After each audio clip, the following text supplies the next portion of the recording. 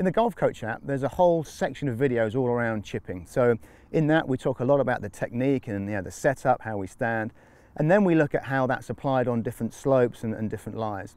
What we didn't do is we didn't talk about how the club reacts to the ground and how we use the back of the club to help the club skid.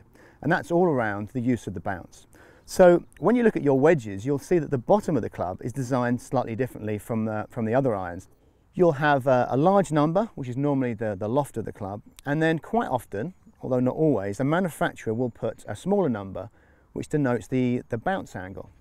Now the bounce angle is the angle between the front edge and the back edge of the club.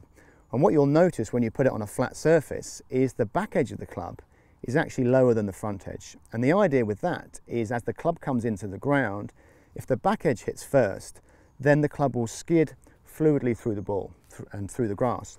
We can change the amount of bounce by how we have the club sitting in the ground. So that's the club sitting with a vertical shaft and square, and you can see, sure enough, the back edge is touching the ground. If I open the face, I increase the bounce, so I raise the likelihood that the bottom of the club will hit first.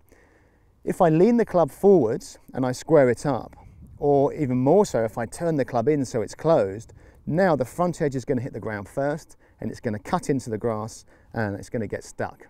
Let's have a look on the ground as to how that works and how that interacts with the grass. So I'll play the first option, and this is how I'd want to play most of my chip shots. Unless it's a really bare lie, I would have the club a little bit open, increasing the bounce. And you can see and probably hear, as I hit the ground there, it's a fairly firm thud, but the club's just skidding. And we can see that in the divot pattern. There's nothing there catching the ground, which means if I hit the ground a little bit early, the club's still going to skid and slide through the ball, and I'll get a nice solid strike. So I've got a wide margin for error. The moment we set the club too square, or worse still, turn it in, that same action creates an entirely different divot pattern, and I'm just ripping out chunks of grass. In that action, if I hit the ground a little bit early, of course, the ball's just going to be a fat shot and just roll a short way in front of me. And a golfer who does that a few times is then going to be really reluctant to hit the ground at all. Taking that forwards then, we want to work that into our pre-shot routine.